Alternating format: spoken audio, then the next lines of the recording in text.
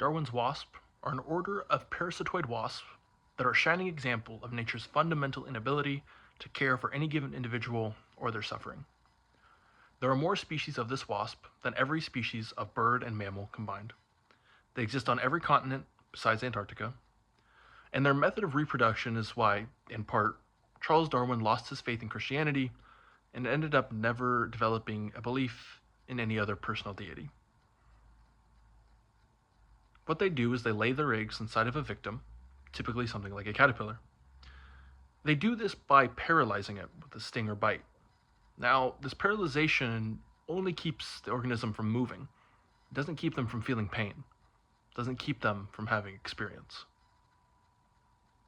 The wasp will eventually hatch from their eggs as larvae and proceed to eat the caterpillar from the inside out, alive. Death is not only a necessity of life, but is usually preceded by unmatched suffering, something like that caterpillar goes through. Starvation, brutal predation, natural disasters. And this does not count the mental anguish that we Homo sapiens go through, like no other species does. There's a very vivid memory I have of my earliest existential dread. Around the age of 12, I was riding in the car with my dad, on the way home from a baseball game I had just played in. This debilitating feeling consumed me, seemingly out of nowhere. My eyes swelled with tears. My chest tightened. My mind raced like it had never raced before, asking questions it had never approached. Why am I here? What is this? Who am I? And the logical conclusion to all existential dread leads one to ponder their own mortality. There was an immense fear I had, knowing that my being was scheduled for biological death. I know it had to happen. I know it was going to happen. It is a cosmic necessity for me to die. I asked my dad, what happens when you die? As most offspring do to their parents. And paraphrasing slightly, as this has been 13 years, his response was, if you're a good person, you go to heaven and you live forever. This answer did not only leave me unsatisfied, but with far more questions than I had started with. How did he know this? What does it mean to be good and to live forever? Life is something that is inherently finite. You can only live if death is waiting for you, lurking in the shadows of time. Sometimes I wish I could believe like others do, in something more, something greater than myself besides the balance of the universe. And maybe that is the something greater.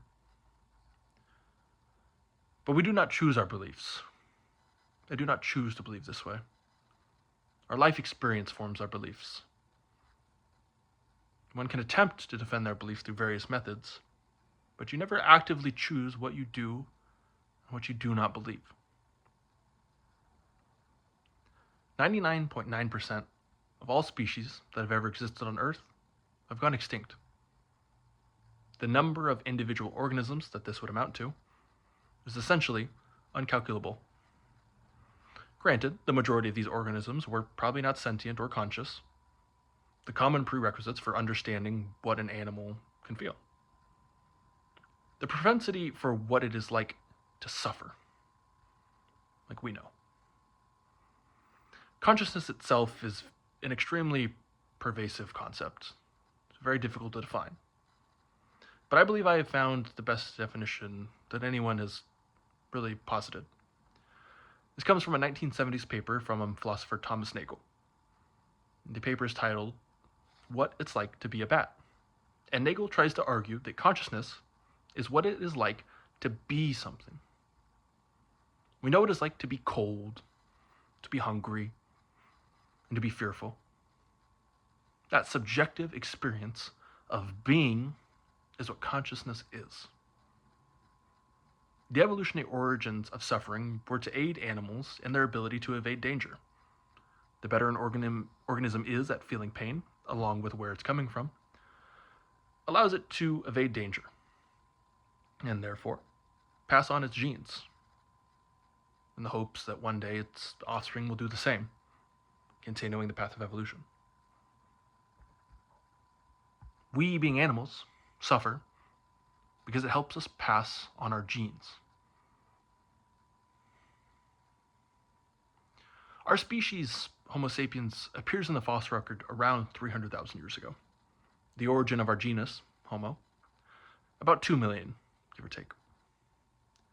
Mammals, around 150. Through some rough math, we can estimate there have been over 100 billion Homo sapiens to walk this earth. Most lost to time, not even the bones remaining to show that one day they lived.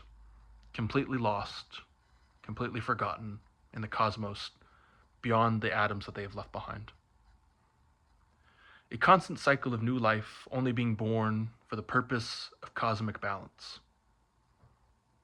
The universe will find this balance irrespective of our anthropogenic-centered view. It can only stretch the fabric of reality so far before it snaps back. Each new life is the pulling of this band, and the snap back to the starting position is death. We're the only species that seemingly has the ability to contemplate their own mortality. We know other animals mourn and have some relative concept of loss. Elephants have their own mourning rituals that, for all intents and purposes, could be called a funeral. Some elephants even return to the spot of their loved one's death year after year, sometimes decades. This acknowledgement of death and the sadness it can bring to the living does make some evolutionary sense. But we're the only animal that mourns death before it occurs. We're the only mammal to mourn our own deaths. This dramatic realization has been one of the main drivers of our cultural evolution. The stories we create to alleviate the pain of knowing one's conscious experience will end, and what is likely agonizing suffering. It is my belief that we created religions due to this revelation.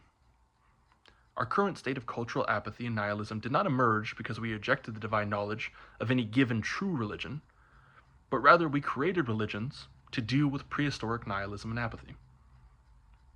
The societies that flew too close to the knowledge of what death really is faded away, unable to keep reproducing.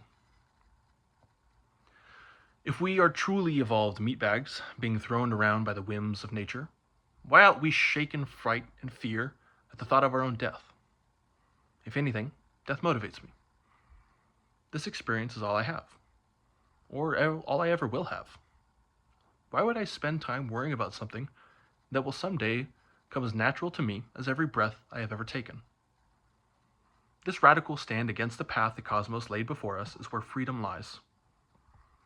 Reject the soothing myths that are pushed upon you to feel something deeper, to feel a true connection to the universe, to become pure experience. You once spent billions of years without the experience of existence.